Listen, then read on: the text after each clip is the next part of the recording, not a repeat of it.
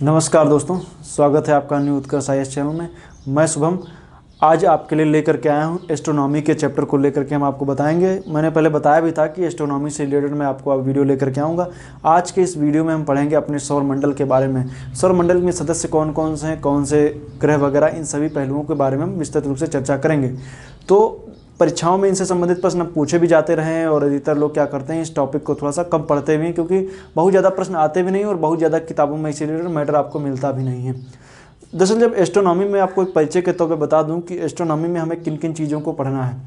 Astronomy में हम तारों के बारे में पढ़ेंगे। एस्ट्रोनॉमी के अंतर्गत हम तारों का निर्माण वगैरह हम देखेंगे और जो भी उससे संबंधित अवधारणाएँ हैं, अवधारणाओं की मैं बात करूँ तो बिग बैंग थ्योरी वगैरह, उन सभी के बारे में देखेंगे। हमारा सौरमंडल और हमारे जो जितने भी, चाहे आप एग्जाम्पल के तौर पे आप पढ़ते होंगे न्यूट्रॉन तारा है, एग्जाम्पल के तौर पे सुपरनोवा विस्फोट है, रक्तदानव बोलते हैं, और वाइट डार्फ क्या होता है, ऐसे ऐसे कई चीज़ें हैं। और आप देखेंगे ब्लैक होल सिद्धांत क्या कहता है ब्रह्मांड के विकास से रिलेटेड में। इन सभी बातों को कई ऐसे वैज्ञानिकों के नाम भी आएंगे जो हमें उसमें देखना है। स्फीति सिद्धांत वगैरह है, चाहे आप चंद्रशेखर जी का नाम ले लीजिए, तो कई ऐसे वैज्ञानिकों के नाम भी आएंगे, चाहे जॉर्ज लेमैत्रे की बिग बैंग थ्योरी, ऐसे कई ऐसे टॉपिक हैं जिनमें हम आगे आपको इन सभी के बारे में बताएंगे।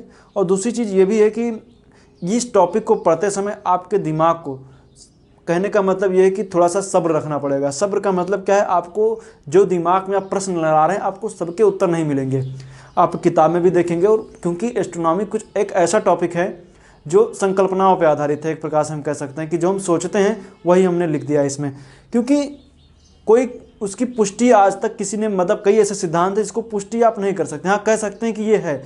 आप कहने का मतलब ये ब्रह्मांड के बारे में जब आप सोचते हैं तो एक परिकल्पनाएं आती हैं कि ऐसे बना होगा, या ऐसे जो भी सौर तंत्र वगैरह ऐसे काम करता है वो तो ठीक है, लेकिन आप उसकी पुष्टि नहीं कर पाएंगे कि आखिर यही होता है कि नहीं होता है।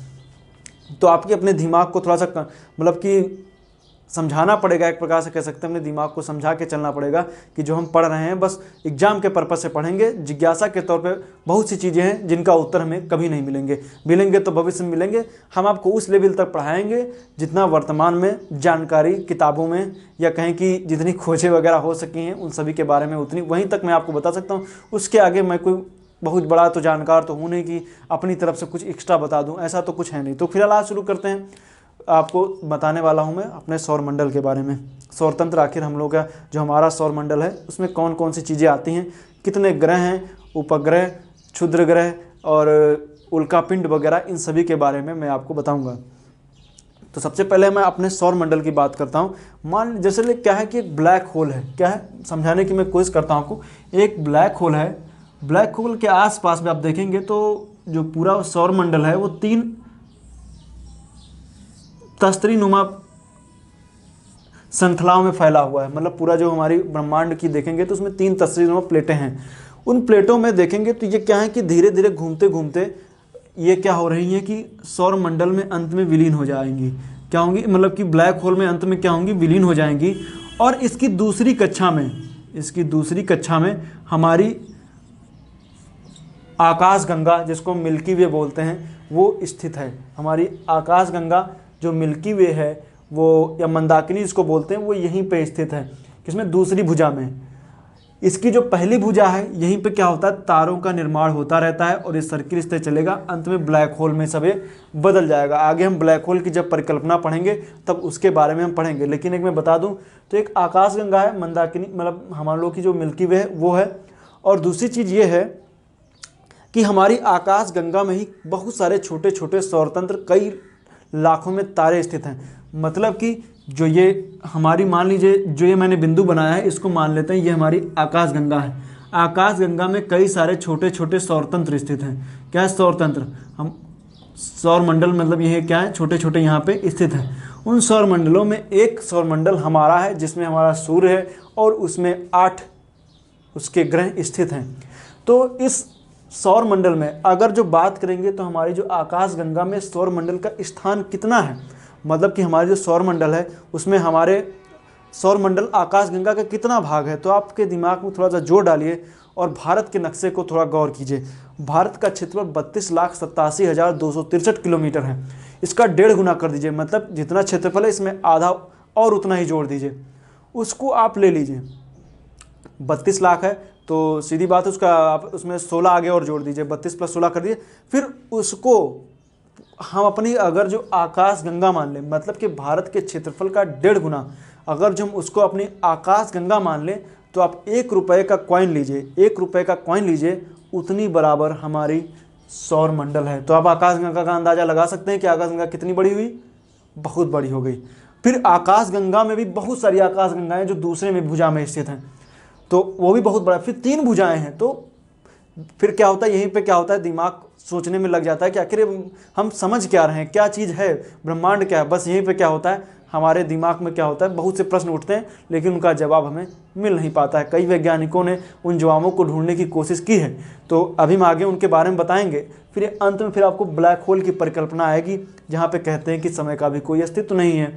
समय का अस्तित्व नहीं है, कैसे नहीं है, क्योंकि कहते हैं कि ब्लैक होल में कोई भी चीज़ वहाँ से वापस नहीं आती। मान लीजिए ब्लैक होल में, जैसे ब्लैक होल में कहते हैं प्रकाश भी इतना ज़बरदस्त उसका ग्रेविटेशनल फोर्स है ब्लैक होल का, कि वहाँ से प्रकाश भी वापस नहीं आ पाता, लेकिन वहाँ से एक्स रेज बाहर निकलती हैं। परीक्षाओं में प्रश्न इसने पूछा जाता है कि ब्लैक होल से क्या बाहर निकलता है, तो ब्लैक होल से एक्स रेज बाहर निकलती हैं। खैर हम इसके बारे में आगे में चर्चा करूंगा, ब्लैक होल के बारे में।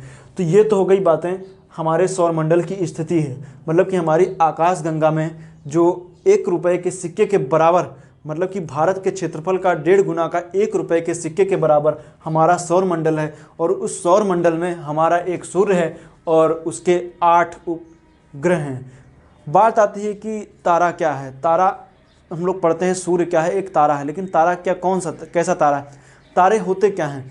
तारे एक प्रकार से हम कह सकते हैं कि एक ऐसा पिंड कह सकते हैं एक प्रकार से, जिसका अपना स्वयं का प्रकाश हो, तारा कहलाता है। जिसका एक अपना स्वयं का सोलर सिस्टम हो, वही क्या कहलाता है, तारा कहलाता है। फिर तारों के साथ साथ जो आप देख रहे होंगे, जो हम लोग अपना सौरमंडल पढ़ रहे हैं, तो उसमें कई सारे हमें उपग्रह ग्रह देखने को मिलते हैं। बुध है, शुक्र है, पृथ्वी है, मंगल है, बृहस्पति है, शनि है, अरुण है, वरुण है और प्लूटो है। प्लूटो को दरअसल 2006 में जब आप देखेंगे, जो चेक गणराज्य की राजधानी प्राग है, वहाँ पे एक सम्मेलन आयोजित किया जाता है और वहाँ पे क्या किया जाता है, प्लूटो को बाहर कर दिया जाता है। क्यों करते हैं, अभी हम आगे इसके बारे में चर्चा करेंगे। तो सूर्य के बारे में मैंने बता दिया कि सूर्य क्या होता है। अब बात आती है कि ग्रह क्या होते हैं। अब कैसे डिफाइन करेंगे ग्रह क्या होता है। तो ग्रह की क्वालिटी होती है कि उसकी कुछ अपनी जरूर कुछ ना कुछ उसकी प्रॉपर्टीज़ ज़रूर होती होंगी, जिस आधार पे हम कहते हैं कि ये ग्रह हैं। तो प्रॉपर्टीज़ होती कौन कौन सी हैं। सबसे पहली बात, उसका अपना वातावरण होना चाहिए। अपना उसका क्या होना चाहिए, वातावरण होना चाहिए, एक पॉइंट। दूसरा पॉइंट मैं आपको बता दूं कि उसका अपना एक गुरुत्वाकर्षण बल होना चाहिए, ग्रेविटेशनल फोर्स उसके अंदर होना चाहिए, 2 बात। तीसरी बात है उसकी एक वृत्तीय कक्षा होनी चाहिए जिसमें वो अपने तारे का चक्कर लगा रहा हो। 4 बातें हैं। इन सभी बातों को आप ध्यान रखिए। अगर जो किसी भी पिंड में ये सभी क्वालिटी पाई जाती हैं, तो वही क्या है, एक ग्रह है। आप देखेंगे पृथ्वी को, पृथ्वी का लीजिए, उसका अपना गुरुत्वाकर्षण है, उसका अपना आप देखेंगे तो वातावरण भी है, उसकी अपनी एक कच्छी, मतलब कि उसकी अपनी कक्षा भी आप देखेंगे तो वो किसी की कक्षा में एंट्री नहीं मारता, उसकी एक अपनी वृत्तीय कक्षा है जिसके आसपास वो क्या करता है, सूर्य का चक्कर लगाता है। तो ये तो बातें हो गई एक किसी ग्रह की क्वालिटी में। फिर बात आती है कि आखिर प्लूटो को बाहर कर क्यों दिया गया।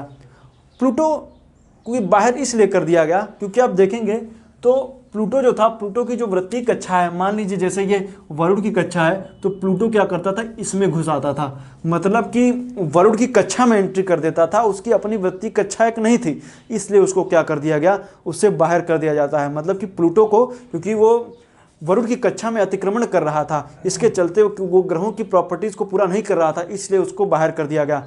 तो इसलिए प्लूटो क्या है, प्लूटो एक ग्रह नहीं है, और वो क्या है, एक प्रकार से कह सकते हैं कूपर बेल्ट में अगर जो आप देखेंगे तो वो एक पिंड मात्र ही है। अभी हम आगे चर्चा करेंगे कूपर बेल्ट क्या है। अब आइए देखते हैं एक एक ग्रह की क्वालिटी क्या क्या है। तो सूर्य है, सूर्य से दूरी के क्रम में आप देखेंगे तो बुध है, शुक्र है, पृथ्वी है, मंगल है, बृहस्पति है, शनि है, अरुण है, वरुण है। बुध को बोलते हैं मरकरी, शुक्र को वीनस, पृथ्वी को आप जानते हैं अर्थ बोलते हैं, मंगल को बोलते हैं मार्स, और बृहस्पति को बोलते हैं जुपिटर, और शनि को बोलते हैं सैटर्न, और अरुण को बोलते हैं यूरेनस और वरुण को बोलते हैं नेपच्यून। ये खैर आप पढ़ते ही रहते हैं, लेकिन करीब कई परीक्षाओं में अगर जो आप हिंदी माध्यम के छात्र हैं तो आप परीक्षाओं में आप देखते हैं कि कभी कभी आप अरुण ना दे करके आपको सीधे सीधे यूरेनस दे देगा, वरुण ना दे करके सीधे से नेपच्यून दे देगा। अगर जो आप वो नाम नहीं याद रखें तो थोड़ा सा आपको कन्फ्यूजन हो सकता है। तो वो भी नाम हल्का सा इसके इंग्लिश टर्म आप जरूर याद रखिए, इनके नाम अंग्रेजी में भी आप याद रख सकते हैं। तो सबसे पास की एक मैं ग्रह की बात बताऊंगा। दूसरी चीज़ अभी मैं आपको बताता हूँ। देखिए सबसे पहले पास में सबसे कौन है? बुध है। सबसे पास में क्या है? बुध है। बुध की क्वालिटी क्या है? बुध की क्वालिटी ये है कि सबसे पहले तो सबसे पास में है तो सबसे पहले सूर्य मान लीजिए, सूर्य क्या है? एक भट्ठी है। सूर्य क्या है? एक भट्ठी है। भट्ठी के जो सबसे पास होगा वो क्या होगा? सबसे गर्म होगा। तो सूर्य के सबसे पास में कौन है? बुध है। तो सबसे गर्म भी होना चाहिए, लेकिन नहीं है। क्यों नहीं? अभी मैं आगे चर्चा करता हूँ। अब देखते हैं बुध की क्वालिटी क्या क्या है। बुध का व्यास अगर जो आप देखेंगे, इसका व्यास जो आप देखें इस तरीके से पूरा इसका व्यास सर्किल में, तो ये पड़ता है 4880 किलोमीटर। इसका तापांतर सर्वाधिक है। तापांतर सर्वाधिक का मतलब ताप का अंतर, मतलब कि आप देखेंगे रेगिस्तानी क्षेत्रों में तापांतर सर्वाधिक होता है। दिन बहुत गर्म, रातें बहुत ठंडी। रात में कुल्फी जम जाए और दिन में क्या हो? पानी उबल जाए, ऐसी कंडीशन मिलती है। तो वही कहने का मतलब है, यहीं पे ऐसी कंडीशन पाई जाती है बुध में। बुध दिन में तो जहाँ सूरज का प्रकाश पड़ता है वो तो बहुत गर्म हो जाता है, और लेकिन जैसे रात होती है उसका ताप जो होता है बहुत ही ठंडा हो जाता है। इसलिए उसका एवरेज टेम्परेचर जब आप निकालेंगे, रेगिस्तानी प्रदेशों का आप एवरेज टेम्परेचर निकालें तो कम होता है। लेकिन बुध में बिल्कुल वही क्वालिटी है, क्योंकि इसका क्या एवरेज टेम्परेचर काफ़ी कम है, क्योंकि तापांतर ठंडा गर्म का जो एवरेज निकलेगा वो कम है, इसलिए सबसे गर्म नहीं कह सकते इसको। अब इसकी और बात देखेंगे। दरअसल पहले ज़माने में क्या था कि पुराने ज़माने के वैज्ञानिक सोचते थे कि जो ये पहले आप देखे होंगे सुबह सुबह तारा देखे तो आपको दिखता है, सूर्योदय से थोड़ा सा पहले आपको दिखेगा, और जब आप सूर्यास्त होने से थोड़ा बाद में आपको एक और तारा दिखता है, इसलिए उसको सामभोज का तारा कह देते थे। लेकिन पहले के वैज्ञानिकों का ऐसा मानना था कि दोनों तारे अलग अलग हैं। दोनों तारे क्या हैं? अलग अलग हैं। उन्होंने इसका नाम दिया अपोलो और मरकरी। अपोलो जो दिन में दिखता था, मरकरी जो शाम को दिखता था। लेकिन बाद में वैज्ञानिकों ने जैसे जैसे और प्रयोग किए तो ये पता चलता है कि अपोलो मरकरी एक ही है। मतलब कि क्या है, उसका फिर अंत में नाम क्या रख दिया था? मरकरी रख दिया जाता है। इसका जो दिन होता है वो 88 वर्षों का होता है, और इसकी कक्षीय गति सबसे तेज है, क्योंकि सूर्य के सबसे पास होने के कारण ये 48 किलोमीटर प्रति सेकंड की रफ्तार से सूर्य का चक्कर लगाता है, 88 दिनों में एक चक्कर पूरा कर देता है। आप देखेंगे तो वैज्ञानिकों ने इसकी खोज के लिए, या कहें कि इसके अध्ययन करने के लिए इसमें उपग्रह भेजा था, जिसका नाम था मेरिनर 10 यान। मेरिनर 10 यान इसकी खोज करने के लिए भेजा गया था। मेरिनर 10 याद रखिएगा, और इसका कोई उपग्रह नहीं है। एक चीज़ और भी याद रखिएगा, किसी ग्रह का ये क्राइटेरिया नहीं है कि उसका उपग्रह होना ही चाहिए, क्योंकि आप देख रहे होंगे बुध और शुक्र की कोई उपग्रह नहीं है। फिर हम बात करेंगे शुक्र की। शुक्र की जब हम बात करते हैं तो शुक्र सबसे पहले याद रखिए, जैसे कहते हैं ना कि आप एक कहावत सुने हुए, आज दिन जैसे कोई स्पेशल कुछ बात हो जाए तो लोग कहते हैं आज लगता है सूरज जो है वो पश्चिम से निकल आया है। तो ये बात अगर जो आप तथ्यों पे बात करें या कहें फैक्ट की बात करें तो ये बात किस ग्रह के लिए सटीक बैठती है? शुक्र के लिए बैठती है। शुक्र क्या है? शुक्र में आप देखेंगे शुक्र का जो दिन हो रहा है, मतलब जो शुक्र में जो सूरज निकलता है वो पश्चिम से निकलता है, और जो सूर्यास्त होता है वो पूरब में होता है। इसका और दूसरी मैं बात बता दूं कि ये सर्वाधिक गर्म ग्रह हैं। गर्म कैसे? अब जब मैंने ग्रीन हाउस इफेक्ट के ऊपर मैंने वीडियो बनाया था तो मैंने गैस की चर्चा की थी, कार्बन डाइऑक्साइड, जो क्या करती है कि सूर्य से आने वाली लघु किरणों को आने तो देती है लेकिन दीर्घ किरणों को वापस नहीं जाने देती। इसलिए इसका टेम्परेचर क्या होता है? काफ़ी बढ़ा, मतलब कि वृद्धि कर देता है, पृथ्वी के टेम्परेचर बढ़ जाता है। उसी तरीके से कुछ आप देखेंगे तो आपको दिखेगा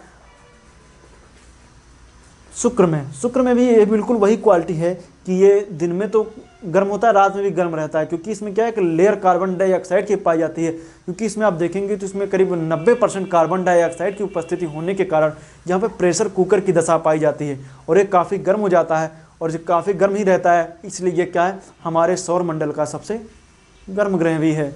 ये याद रखिएगा कि बुध ना होकर के शुक्र सबसे गर्म ग्रह है। इसका ये भी याद रखिएगा इसके, और यहाँ पे बहुत सारे यहाँ पे ज्वालामुखी पाए जाते हैं, और ज्वालामुखी पाए जाने के कारण ज्वालामुखी से गैस निकलती है जिसको हम बोलते हैं सल्फर डाइऑक्साइड। वैज्ञानिक किसी गैस के माप करके ये अंदाज़ा लगाते हैं कि कोई ज्वालामुखी कब फटने वाला है। तो सल्फर डाइऑक्साइड इसमें बहुत ज़्यादा है और सल्फर डाइऑक्साइड इसके ग्रह के चारों ओर फैली हुई है, इसलिए सूर्य के प्रकाश का 70% परावर्तित कर देता है। तो ये चीज़ याद रखिएगा। और परावर्तित करने के कारण चमकता है और चमकेगा तो चमकीला ग्रह बोल भी देंगे। फिर देखिए इसका व्यास जो है वो आप देखेंगे 12,102 किलोमीटर है और इसको पृथ्वी के बहन ग्रह की भी संज्ञा दी जाती है। सर्वाधिक तापमान अगर जो बात करें तो ये 475 डिग्री सेंटीग्रेड यहाँ का तापमान पहुँच जाता है। सर्वाधिक चमकीला मैंने बता ही दिया। इसकी खोज के लिए मैसेंजर, मैगलन और इकारोस जैसे यान भेजे गए थे। इकारोस यान जापान के द्वारा भेजा गया था और ये ऐसा यान था जो किसके सोलर एनर्जी से चलता था, इकारोस। फिर हम बात करेंगे मंगल, सर्वाधिक चर्चा में रहने वाला मंगल ग्रह। इसके ऊपर कई देश अपने रिसर्च कर रहे हैं, भारत ने भी मंगलयान वगैरह भेजा है।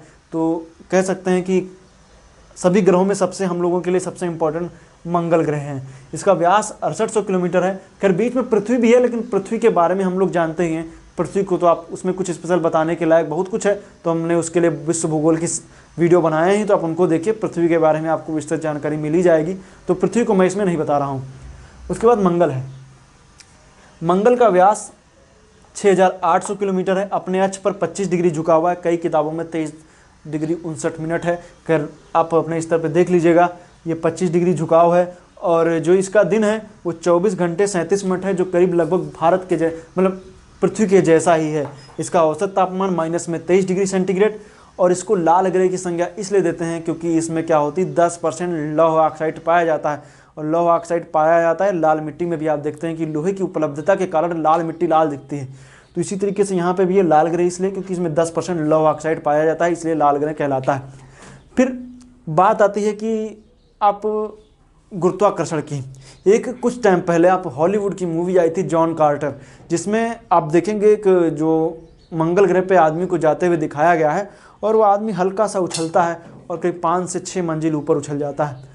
तो आप सोच रहे होंगे कि आखिर हम तो यहाँ पे उछलते हैं तो थोड़ा सा ज़्यादा 2 फीट 3 फीट, इससे ज़्यादा 4 फीट, इससे ज़्यादा तो उछल नहीं सकते। लेकिन अगर जो आप मंगल ग्रह पे होते तो आपको कूदने के लिए संघर्ष नहीं करना पड़ता। आप अगर जो हल्का सा कूदते तो आप क्या करते, 5 से 6 मंजिल ऊपर उछल जाते हैं। मंगल पे अगर जो आप होते, बुध पे होते तो आप हमें लगता है चांद पे भी पहुंच सकते थे।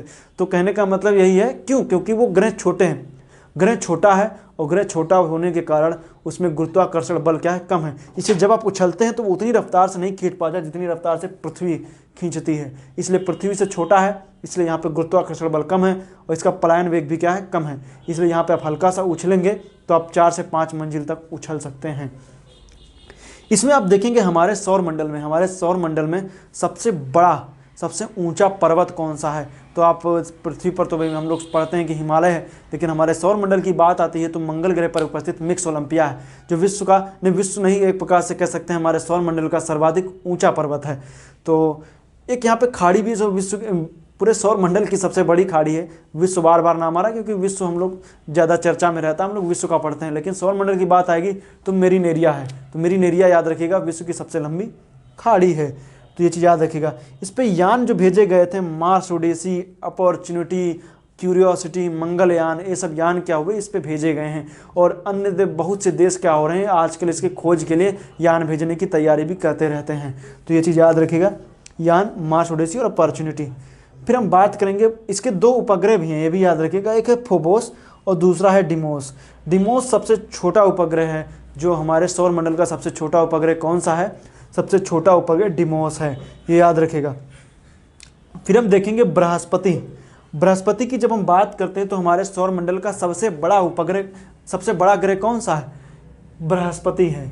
बृहस्पति में अगर जो आप उछालेंगे या कहें कि आप बृहस्पति पे मान लीजिए कभी आप पहुंच गए बृहस्पति पे, उछलने की कोशिश किए तो आप उछल नहीं पाएंगे। ऐसा लगेगा कि आपके पैर जो हैं 200 400 किलो उसमें क्या है कि बोरियां बंधी हुई हैं, ऐसे आपको लगेगा। आप देखेंगे, आप एग्जाम्पल के तौर पे ले लीजिए, आप शक्तिमान देखे होंगे भविष्य में या कभी आप देखेंगे तो उसमें आप देखेंगे उसमें प्लास्टिका का जिक्र किया गया है। शक्तिमान क्या करता है, उसको प्लास्टिका को इसी ग्रह पे बृहस्पति पे छोड़ के चला आता है। तो बृहस्पति पे इसलिए छोड़ के चला आता है क्योंकि वो वहाँ से उठ ही नहीं पाता है। क्यों? क्योंकि वहाँ पे इसका गुरुत्वाकर्षण इतना ज़्यादा है कि प्लास्टिक यहाँ पे उठ ही नहीं पाती है। खैर वो बातें थी जो आपको समझनी भी चाहिए कि आखिर क्यों, क्योंकि उसका गुरुत्वाकर्षण बल बहुत ज़्यादा है। फिर बात करेंगे इसे लघु सौर तंत्र की भी संज्ञा देते हैं। इसके इतने सारे उपग्रह हैं, इसके करीब आप देखेंगे तो करीब 63 उपग्रह हैं। कई की किताबों में 64 भी दिया हुआ है, तो 63 उपग्रह हैं। इसका सर्वाधिक घूर्णन आप देखेंगे सबसे तेज है, ये 9 घंटा 55 मिनट में ये क्या करता है, अपने अक्ष पे पूरा घूम जाता है। मतलब कि एक 24 जैसे पृथ्वी 24 घंटे में, ये 9 घंटे 55 मिनट में घूम जाता है। इसका पलायन वेग सबसे ज़्यादा है। पलायन वेग क्या होता है? पलायन वेग का मतलब है कि आप मान लीजिए जैसे ये पेन है, इस पेन को हम इतनी रफ्तार से फेंकें कि यह पृथ्वी के गुरुत्वाकर्षण क्षेत्र से बाहर चला जाए, वही पलायन वेग कहलाता है। तो भारत इसे पृथ्वी का 11.2 है, तो अगर जो हम 11.2 किलोमीटर प्रति सेकंड की रफ्तार से अगर मैं इस पेन को फेंक दूं तो ये पेन क्या होगा, पृथ्वी के पृथ्वी के गुरुत्वाकर्षण क्षेत्र से बाहर चला जाएगा। उसी तरीके से क्योंकि इसका गुरुत्वाकर्षण कम है, लेकिन जब ये बात बृहस्पति पे आती तो आपको वही रफ्तार 59.2 किलोमीटर पर सेकंड करनी पड़ेगी। इसीलिए उतनी तेज़ी से जब फेंकेंगे तब ये पृथ्वी के कि बृहस्पति के सौरमंडल से पेन बाहर जा पाएगी। इसके मास्टर ऑफ गॉड की संज्ञा दी जाती है, क्योंकि आप जानते होंगे कि इसकी जब खोजें वगैरह हुई, इसको जुपिटर आप यूनानी देवता के नाम पे रखा गया है, तो आप दिमाग में हल्का सा रख सकते हैं। उपग्रह गैनीमेड, यूरोपा और कैलिस्टो है। गैनीमेड हमारे सौरमंडल का सबसे बड़ा उपग्रह है, गैनीमेड। इसकी और भी आप इसके बारे में आप खोज वगैरह देखिएगा इसके बारे में। और ये हल्का सा ब्राउन कलर का दिखता है इसका उपग्रह। जब आप इसका गूगल पे आप इसकी फ़ोटो आप देखेंगे तो आपका हल्का सा, अगर जो मान लीजिए ये जुपिटर है तो आपको उसमें एक हल्का सा धब्बा दिखेगा। जो धब्बा है वो दरअसल इस पर बनती हुई यूरोपा की परछाई है, और यूरोपा दरअसल इसका एक क्या है, उपग्रह है। काफ़ी इंपॉर्टेंट उपग्रह यूरोपा है, और कहते हैं कि यहाँ पे भी बर्फ़ की टोपियाँ वगैरह इस यूरोपा में पाई जाती हैं।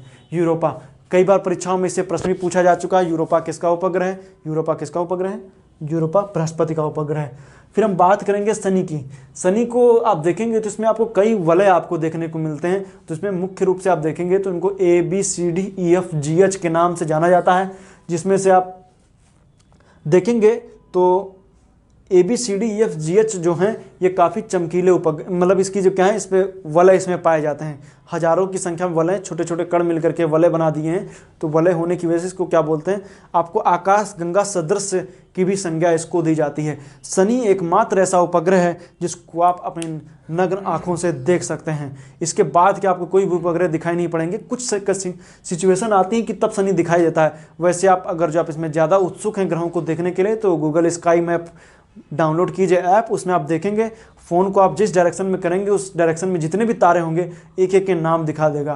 तो आप इस ऐप को जरूर देखिएगा, आपको उसमें सब चीज़ें पता चल जाएंगी कि आप फ़ोन को इस तरह कीजिए और सामने जितने भी तारे हैं आपको एक एक की बात पता चल जाएगी। सामने आपके फ़ोन के उस तरफ कौन कौन से तारे हैं एक एक के नाम भी पता चल जाएंगे, आप देखिएगा।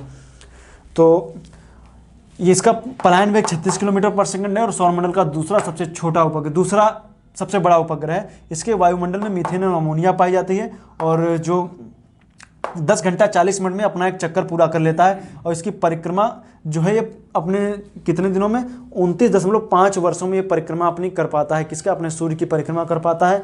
7 प्रमुख छल्ले हैं। ए बाहरी है, बी सबसे चमकीला है, मैंने बताया कि ABCDEFGH हैं। और इस पर यान भेजा गया था केसनी शनि।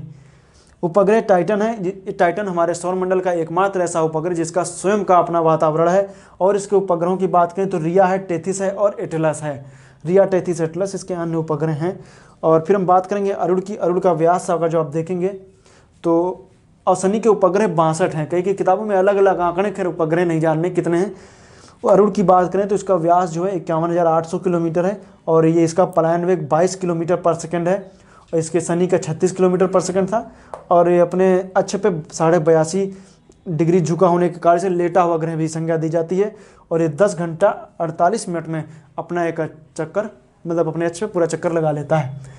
इसके उपग्रहों की संख्या 27 है, जिसमें से एरियल और मिरांडा जैसे एक उपग्रह इसके प्रमुख हैं। ये भी शुक्र की तरह पूर्व से पश्चिम चक्कर लगाता है, मतलब कि यहाँ पे भी सूरज होता है, पश्चिम में उदित होता है। इसका तापमान -218 डिग्री सेंटीग्रेड है। इसकी खोज विलियम हर्शल ने की थी 1781 में। फिर बात करेंगे वरुण की। वरुण जो है इसका व्यास 49,424 किलोमीटर है। यह 16 घंटे में एक चक्कर लगाता है, अपना चक्कर 16 घंटे में एक चक्कर लगा लेता है। इसका झुकाव जो है 28 डिग्री 48 मिनट है। और ये हाइड्रोजन, इसमें मीथेन पाई जाती है, इसलिए हरे ग्रह की भी उपमा दी जाती है। खैर हरा ग्रह अरुण भी दिखता है, दोनों लगभग सेम ही है, हरा ग्रह दिखते हैं। इसके वायुमंडल में हाइड्रोजन और मीथेन पाई जाती मैंने बताया है, इसलिए ये सबसे दूर होने के कारण भी ये क्या है, ये सबसे ठंडा नहीं है। सबसे ठंडा कौन है, अरुण है, क्योंकि यहाँ पे मीथेन पाई जाती है जो एक ग्रीन हाउस गैस है, इसको इसकी थोड़ी बहुत गर्मी को बनाए रखती है। उपग्रह 14 हैं, जिसमें से प्रमुख ट्रिटॉन है जो इसका सबसे बड़ा उपग्रह है, और अन्य उपग्रहों की बात करूँ तो नेरिड है।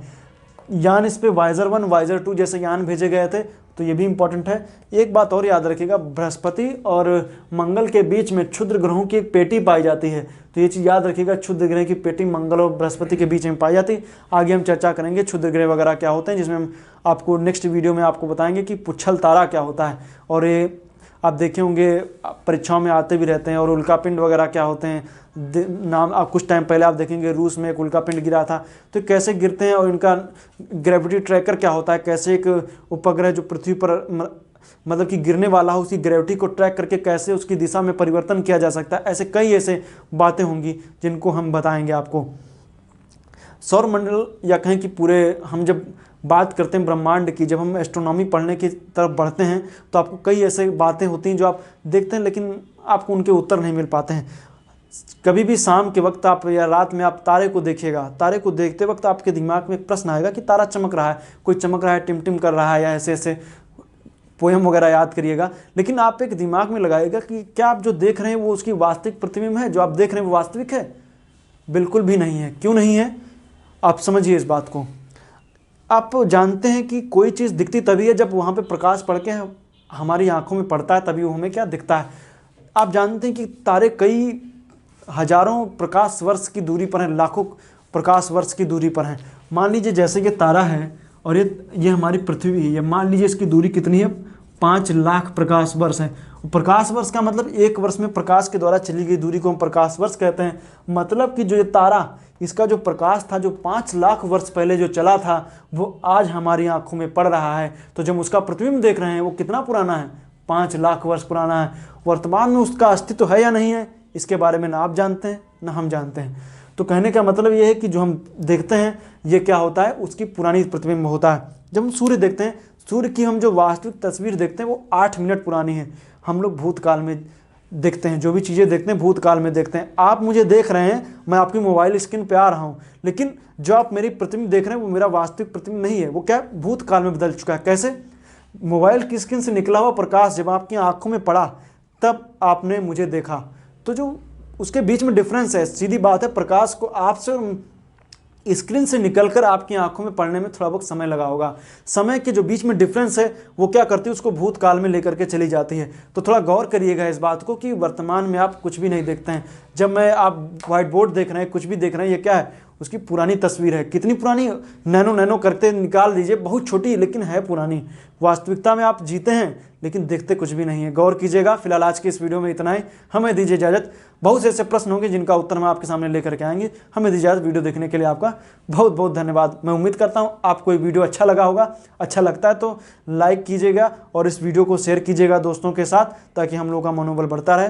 और सब्सक्राइब जरूर कीजिएगा चैनल को। सब्सक्राइब करने के बाद एक बेल आइकन आएगा, उसको भी दबा दीजिएगा, तो नोटिफिकेशन जो भी नई वीडियो मिलेगी आपको उसकी मिलती रहेगी। तो हमें दीजिए यार, धन्यवाद। मिलते हैं एक नई वीडियो में।